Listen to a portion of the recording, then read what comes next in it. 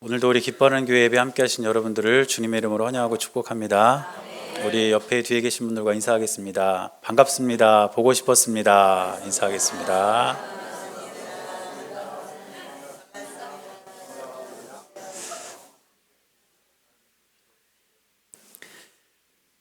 오늘 교회 오시면서 뭔가 달라진 거 없으셨나요? 네. 뭐가 달라졌나요? 네, 트리. 밖에도 이렇게 성탄 트리 어제 우리 남선교회 분들 오셔서 봉사해 주셔서 잘 예쁘게 잘 해놨고요. 또 이 앞에도 예쁘죠, 트리가? 그래서 오늘 제가 말씀 전할 때 시선이 이쪽으로만 가지 않을까 제가 걱정을 했는데 그런 것 같지는 않고요. 그리고 뒤에 잠옷실에도 우리 신철진 집사님 가정에서 해주셨습니다. 목요일인가요? 목요일 몰래 와가지고 선물과 같이 그렇게 해놓고 가셨어요. 어제 이제 다 하고 밤에 제가 밖에 불을 켜봤거든요. 그랬더니 너무 예쁘더라고요. 밝고 너무 예쁘고 그래서 제가 그런 밖에서도 또 이거 이렇게 보면서 그렇게 기도했습니다. 하나님, 우리 기뻐하는 교회 성도님들도 이렇게 빛나고 아름다운 삶을 살게 해주십시오. 네, 저는 여러분들의 삶이 우리 주님께서 주신 은혜로 말미암아 그렇게 빛나고 또 아름다운 삶으로 채워줄 수 있게 되시기를 간절히 바랍니다. 우리가 이렇게 장식을 하는 이유가 있죠. 이제 예수님을 기다리고 있잖아요, 우리가. 우리가 예수님을 기다리는 그런 대강절을 우리가 보내고 있는데, 엄밀히 따지면 우리가 기다려야 할 예수님은 아기 예수님이 아닙니다. 왜냐하면 아기 예수님은 벌써 오셨잖아요. 2000년 전에. 2000년 전에 벌써 오셔서 우리 죄를 위해서 이 세상에서 십자가에 달려서 돌아가시고 그 구원을 완성하기 위해서 부활하신 그 예수님은 이미 오셨습니다. 그러면 우리가 기다려야 할 예수님은 어떤 예수님이냐? 예수님께서 약속하신 다시 오실 예수님. 다시 오실 예수님을 우리는 항상 기다리며 그 예수님을 우리가 기억하며 살아가야 될 줄로 믿습니다. 그런데 어떤 사람들은 이 사실을 믿지 않아요. 무슨 예수님이 다시 오냐? 그때 왔던 예수님도 가짜다. 뭐 이렇게 해서 믿지 않습니다. 그런데 예수님의 다시 오심을 믿지 않는다는 것은 성경에 기록되어 있는 이 이야기들을 믿지 않는다는 것과 같습니다. 기독교 신앙의 바탕이자 기독교 신앙의 든든한 기초는 하나님의 말씀인 성경입니다. 그래서 성경에 기록되어 있는 모든 기록들이 다 사실이라면 우리가 그것을 믿고 살아가는 것이고, 그것이 사실이 아니라고 믿고 살아가는 사람들도 있다는 것입니다. 그런데 진짜 성경에 기록된 이 말씀이 사실이라면 우리는 괜찮아요. 그런데 큰일 날 사람들이 있습니다. 누구겠습니까? 믿지 않는 사람들이겠죠. 성경에 기록되어 있는 이 말씀들이 다 사실이라면 성경을 믿지 않는 사람들에게는 정말 큰일 날 일 아니겠습니까? 그래서 이 성경이 사실인지 아닌지를 따져 묻는 사람들이 있다는 것입니다. 여러분, 성경에 기록되어 있는 모든 하나님의 말씀은 사실인 줄로 믿습니다. 우린 그 사실을 분명히 믿고 있어요. 근데 믿지 않는 사람들이 너무 많다는 거죠. 그래서 그런 사람들에게 성경에 기록되어 있는 내용이 사실이라는 것을 이제 이야기해주고 또 설명해주는 그런 시도들이 종종 있습니다. 그 중에 성경 읽고 위대한 영웅이 되라, 이런 책이 있거든요. 얇은 책인데 그 책 안에 보면 성경에 기록된 내용이 사실이라는 것이 그 안에 잘 이렇게 설명이 되어 있어요. 그래서 제가 몇 가지만 말씀을 좀 드리려고 하는데, 제가 문제 하나 내볼까요? 여러분, 지구가 모양이 어떤 모양일까요? 네, 동그란 모양이죠? 너무 쉬운 문제라서 대답을 안 하시는 거죠? 그러면 지구가 이렇게 둥근 모양이라는 것을 우리 사람들은 언제 알았을까요? 얼마 되지 않습니다. 그래서 옛날부터 사람들은 지구가 네모 반듯한 모양이라고 생각을 하고 있었어요.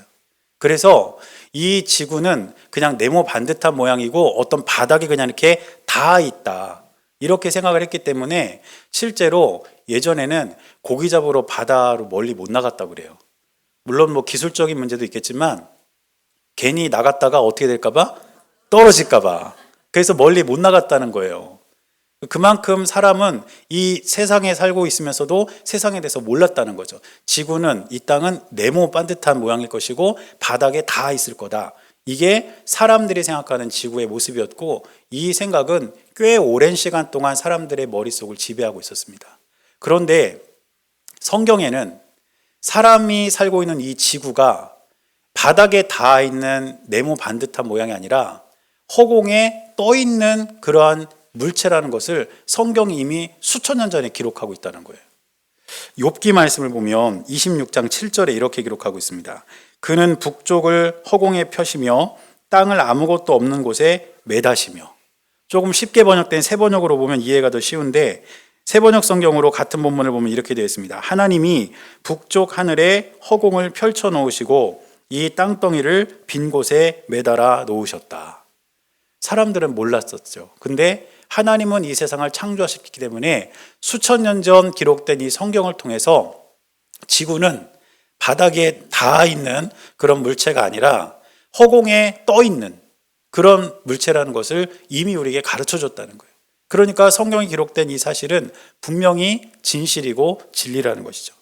또 한 가지는 뭐냐면 미국에 스탠더드 석유회사라는 그런 석유회사가 있습니다. 그런데 이 석유회사의 한 임원이 높은 직급을 가진 분이 믿음이 좀 좋은 분이셨던 것 같아요. 그런데 이분이 이제 직원들과 함께 매일 아침 모여가지고 성경을 한 절씩 한 절씩 읽으면서 큐티를 하고 묵상을 하고 이제 일과를 이렇게 시작하셨다고 합니다. 그런데 이제 그 모임 중에서 믿지 않는 사람이 또 있었나 봐요. 근데 하루는 말씀을 이렇게 읽는데 그날 읽은 본문이 어디였냐면 출애굽기였습니다. 출애굽기를 읽었는데 2장 3절 그 부분이 해당되는 그 본문을 읽은 거예요. 자, 2장 3절이 어떤 내용이냐면 이런 내용입니다. 더 숨길 수 없게 되매 그를 위하여 갈대 상자를 가져다가 역청과 나무진을 칠하고 아기를 거기 담아 나일강과 갈대 사이에 두고. 이게 어떤 상황인지 여러분 아시겠죠? 모세의 어머니가 모세를 키울 수가 없으니까 갈대 상자에 넣어서 나일강에 이제 떠내려 보내는 장면입니다. 그런데 이 장면을 이제 읽었던 거예요. 그 모임에서. 그걸 읽었는데 갈대 상자를 만들어 놓고 물이 그 안으로 들어오지 못하게 밖에다가 역청과 나무진을 이렇게 칠했다는 거죠. 근데 역청이 뭐냐면 영어로는 피치라고 되어 있는데요. 이 피치가 석유의 원료라고 합니다. 역청이라는 게. 그러니까 이 본문을 읽다가 이 믿음이 없는 사람이 그 감독관한테, 그 임원한테 이렇게 물었다는 거예요. 성경이 진짜입니까? 그랬대요. 그럼 진짜지. 성경은 다 사실이야. 그러면 감독관님 여기 보십시오. 역청이 이 모세 어머니가 갈대 상자를 띄운 곳에 역청을 발랐다고 했는데 그럼 여기에 혹시 석유가 들어있지 않을까요? 이렇게 얘기를 했다는 거예요. 그러니까 이분이 듣고 보니까 진짜 그럴 것 같더래요. 그래가지고 원유에 대한 어떤 욕심이 아니라 성경이 사실이라는 것을 이 사람한테 증명해 주려고 이제 지질학자를 불러가지고 그곳으로 파견을 했습니다. 수천 년 전 모세의 어머니가 모세를 갈대상자에 넣어서 이렇게 떠내려 보낸 그곳으로 추정되는 곳을 한번 찾아봐라. 그래가지고 나일강에 가서 그곳을 이제 탐사를 했는데 놀랍게도 거기서 엄청난 양의 유전이 발견됐다는 거예요. 그러니까 성경에는 이미 하나님께서 우리의 가운데 필요한 것들을 다 넣어 놓으시고 그것이 사실이라는 것을 우리가 조금만 눈을 돌려보면 다 알 수 있도록 우리의 삶 가운데 그렇게 하나님께서 역사하고 계셨다는 것입니다. 그러므로 성경은 사실입니다. 이처럼 성경은 밝혀진 사실도 있고 지금도 밝혀지고 있는 사실도 있고 앞으로 드러날 사실도 성경에는 분명히 기록되어 있습니다. 그렇기 때문에 성경이 이렇게 정말 사실이기에 하나님의 말씀인 성경은 모든 사람들이 다 들어야만 할 하나님의 말씀이고 특별히 예수님의 다시 오심을 기다리는 저와 여러분들은 예수님께서 언젠가 우리에게 다시 오시겠다고 약속하신 그 말씀을 반드시 들어야 하고 그 말씀을 우리가 기억하면서 이 시대를 살아가야 될 줄로 믿습니다. 그래서 예수님의 다시 오심에 대해서 몇 가지를 오늘 살펴보려고 하는데 첫째는 예수님은 그럼 정말 다시 오시는가 이 부분을 다시 한번 짚고 넘어가려고 합니다. 예수님이 다시 오시는가? 맞습니다. 왜냐? 조금 전에 말씀드렸던 것처럼 성경에 기록되어 있는 내용들은 전부 다 사실이기 때문에 그 성경 안에 들어있는 예수님의 다시 오심 역시 사실이라는 것입니다.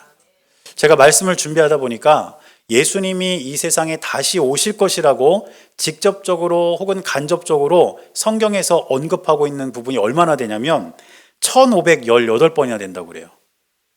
역시 안 놀라시네요. 네. 몇 번 정도 되면 놀라실 거예요? 1518번. 저는 깜짝 놀랐어요. 저도 성경을 많이 읽어봤지만 그냥 이렇게 지나간 적이 많았거든요. 근데 1518번이나 된다는 거예요. 예수님이 이 세상에 재림하실 것이란 그 사실.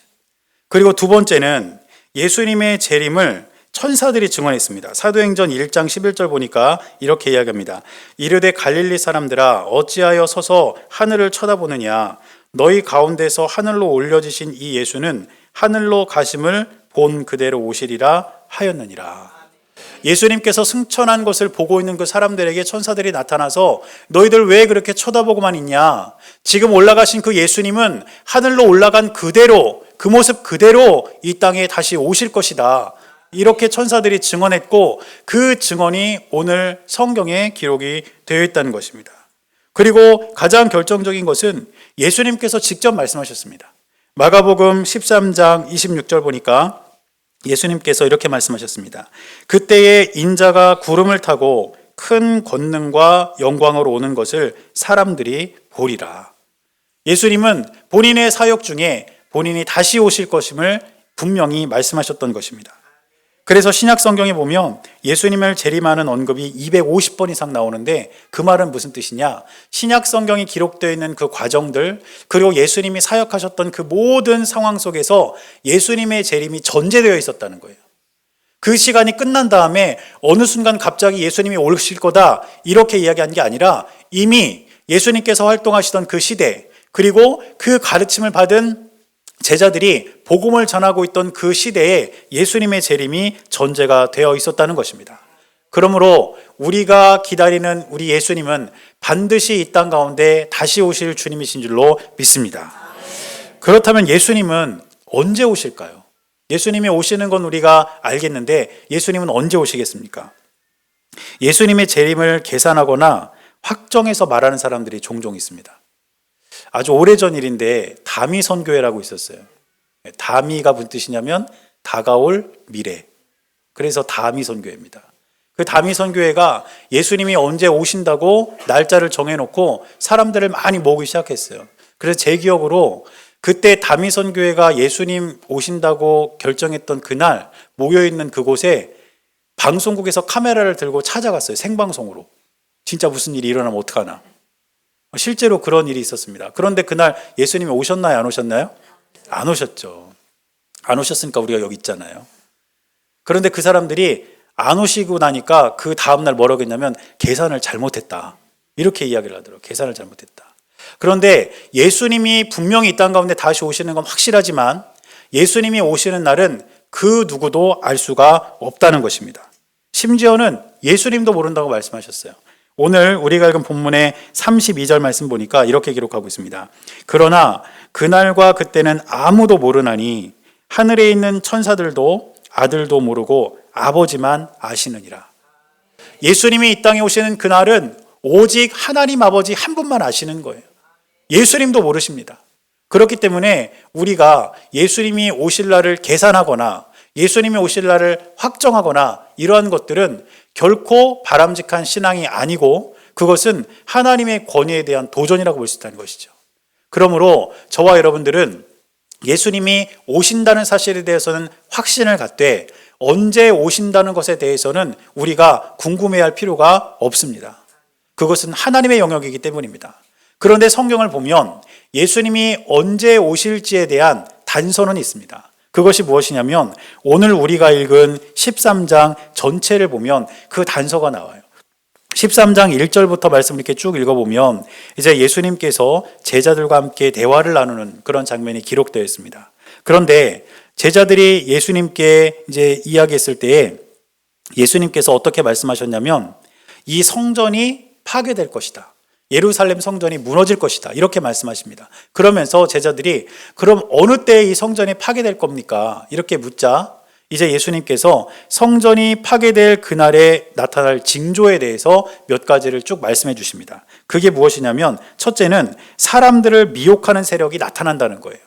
사람들을 유혹하고 사람들을 미혹하는 그러한 잘못된 세력들이 나타난다는 것인데 13장 6절 보니까 이렇게 기록합니다. 많은 사람이 내 이름으로 와서 이르되 내가 그라하여 많은 사람을 미혹하리라. 예수님을 사칭하는 사람들이 많아진다는 거예요. 두 번째는 민족과 나라의 분쟁이 시작된다는 것입니다. 13장 8절 앞부분을 보니까 민족이 민족을, 나라가 나라를 대적하여 일어나겠고, 민족끼리 싸우고 나라끼리 싸우는 일들이 일어난다는 것입니다. 그리고 이어지는 8절 뒷부분을 보면 자연재해가 또한 심해진다고 기록합니다. 곳곳에 지진이 있으며 기근이 있으리니 이는 재난의 시작이니라.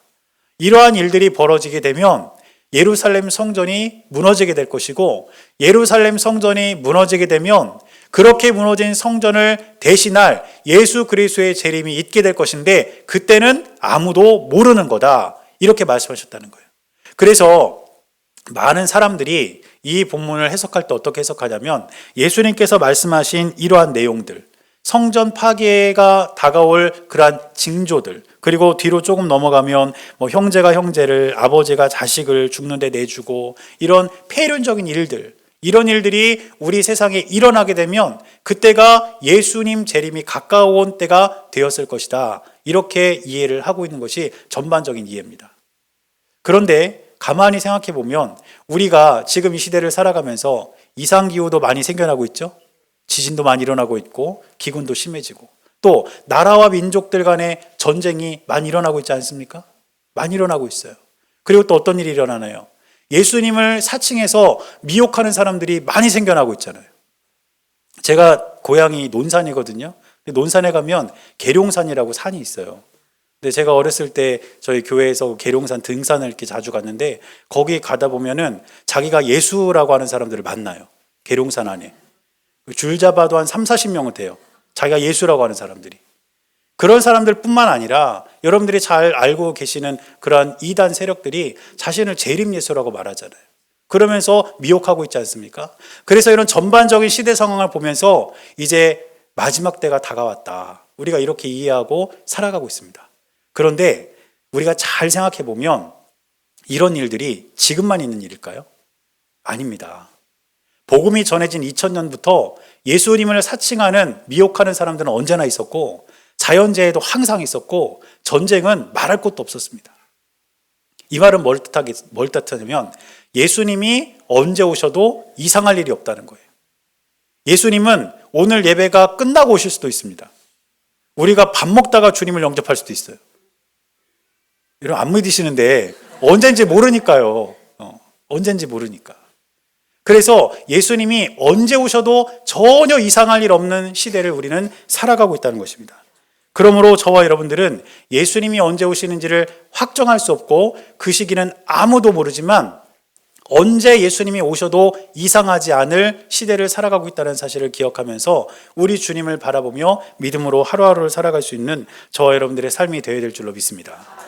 그렇다면 예수님은 반드시 오시고 언제 오시는지는 모르지만 분명히 오신다는 사실을 우리가 깨닫는다면 과연 우리는 어떻게 해야 될까요?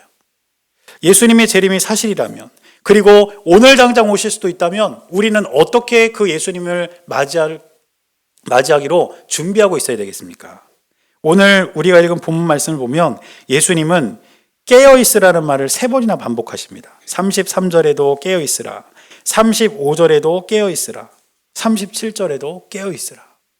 우리가 예수님을 맞이하기 위해 준비하기 위해서는 우리가 깨어있어야 합니다.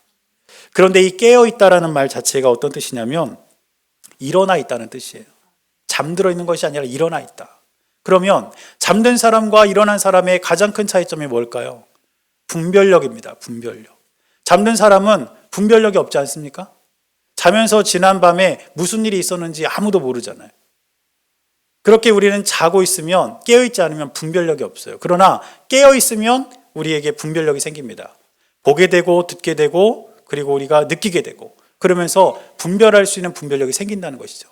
예수님은 다시 오실 예수 그리스도를 맞이하기 위한 준비를 하기 위해서 저와 여러분들에게 깨어있어라, 이렇게 말씀하시는 것은 우리에게 분별력을 가지고 이 세대를 살아가라고 말씀하시는 줄로 믿습니다. 여러분들은 여러분들의 가정에서, 직장에서, 또 여러분들이 한 사람의 신앙인으로서 이 세대를 살아가는 여러분들이 분명히 옳고 그름을 분별하여 이 시대를 살아갈 수 있는 우리의 삶이 될 수 있기를 바랍니다. 목사인 저도 목사로서의 분별력을 가지고 목회도 하고 이 세상을 살아가야 되는 것 아닐까요? 어제 한참 우리 이렇게 뭐 하고 있었는데 제 고향교회 1년 선배 형이에요. 그 형이 전화를 했어요. 되게 오랜만에 전화를 했더라고요. 전화해가지고 잘 사냐? 그러면서 전화를 했어요. 그러면서 잘 산다 그러니까 다짜고짜 하는 말이 뭐냐면 요즘 교회들이 문제라는 거예요. 요즘 교회들이. 왜 문제냐고 했더니 목사들이 문제래요. 야, 목사들이 문제라 요즘 전도도 안 된다고. 왜 목사들이 이렇게 교회 짓는 거에 혈안이 돼 있냐는 거예요. 교회가, 그 큰 교회가 왜 필요하냐? 교회 짓는 거에 왜 이렇게 목숨을 거냐? 막 그러면서 교회를 크게 짓고 또 자기를 과시하고 이런 것에서 굉장히 비판적인 얘기를 막 하더라고요. 그러면서 저한테 하는 말이, 그래서 넌 어떻게 지내? 그래서 나 교회 졌어. 근데 크지는 않아. 제가 그랬어요. 아, 그래? 너도 교회 졌어? 그러더라고요. 그러니까 그 형이 말하는 의미는 뭐냐면 왜 교회가, 왜 목사가 무분별하게 분별력 없이 교회를 자꾸 크게 짓냐는 거예요. 그렇게 지을 돈으로 선교하고 구제하고 봉사하고 그렇게 해야 되는데 왜 자기를 과시하려고 교회를 드러내려고 왜 그렇게 하느냐는 거예요. 그게 그 선배의 그 이야기하고 싶은 핵심이에요. 그 선배도 사실은 신학을 하신 분입니다.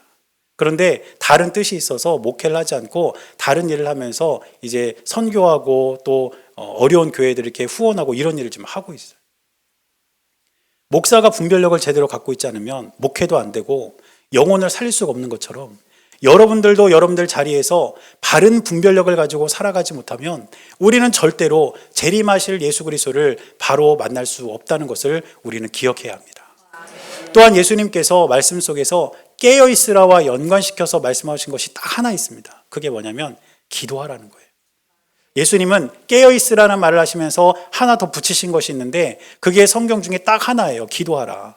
오늘 우리가 말씀을 보면서 깨어있으라는 말을 봤지만 마가복음 14장 38절 거기 보면 예수님께서 이렇게 말씀하십니다. 시험에 들지 않게 깨어있어 기도하라. 마음에는 원이로되 육신이 약하도다 하시고, 우리가 깨어있다는 것, 그것은 분별력을 가지고 이 세상을 살아갈 뿐 아니라 기도하라는 것입니다. 우리가 기도해야 할 바를 분명히 알고 예수님께 간절한 마음으로 기도하라는 거예요. 그렇게 기도하면 예수님께서 우리의 삶 가운데 함께 하시면서 언제 예수님을 다시 만나더라도 우리가 부끄럽지 않은 모습으로 주님을 맞이할 수 있도록 우리의 삶을 지켜주시겠다고 약속하신 것입니다. 저는 새벽마다 또 기회가 될 때마다 여러분들을 위해 기도하면서 안타까운 마음이 듦과 동시에 또 어떤 강한 자신감이 들기도 해요. 그게 무엇이냐면 이런 겁니다. 예를 들어서 몸이 안 좋으신 분들을 이렇게 기도할 때에는 제가 해드릴 수 있는 게 없어요. 그래서 안타까워요. 왜냐하면 내가 만약에 의사라면 좀 고쳐줄 수도 있을 것 같고, 또 목사님들 중에 신유의 은사를 갖고 계신 분들도 있을 텐데 나한테 그런 은사라도 있으면 정말 좋을 텐데 저는 그게 하나도 없어요. 그러니까 되게 안타까운 거예요. 그렇지만 그럼에도 불구하고 그분을 위해서 기도할 때 어떤 자신감이 있냐면 기도보다 더 큰 능력이 없으니까. 아멘. 기도가 가장 큰 힘이니까. 아멘. 내가 할 수는 없지만 이 기도를 통해 하나님께서 행하실 일들을 기대하면서 기도하는 거예요. 아멘. 여러분, 깨어 기도하라는 우리 예수님의 말씀을 들으시기를 바랍니다. 아멘. 여러분들 깨어서 기도할 때 우리가 기도한 그 내용을 가장 적당한 날에 가장 좋은 것으로 이루실 우리 주님을 믿음으로 바라보는 저와 여러분들의 삶이 될 수 있기를 간절히 축원합니다. 이처럼 예수님께서는 분명히 이 땅 가운데 다시 오십니다. 우리 가운데 함께 하실 것입니다. 제가 어렸을 때 교회학교 다니면서 이렇게 불렀던 노래 중에 이런 노래가 있었어요. 아름다운 마음들이 모여서. 혹시 노래 아세요? 네. 여러분들이 한번 불러보시겠어요?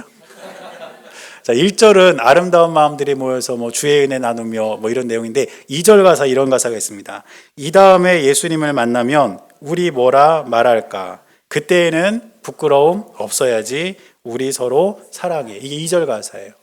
이 다음에 예수님을 만나면, 언제 예수님이 다시 올지 모르는데 예수님이 다시 오시게 되면, 혹은 우리가 이 땅에서의 삶을 마감하고 하나님 나라에 가서 예수님을 만나면 우리 뭐라 말할까?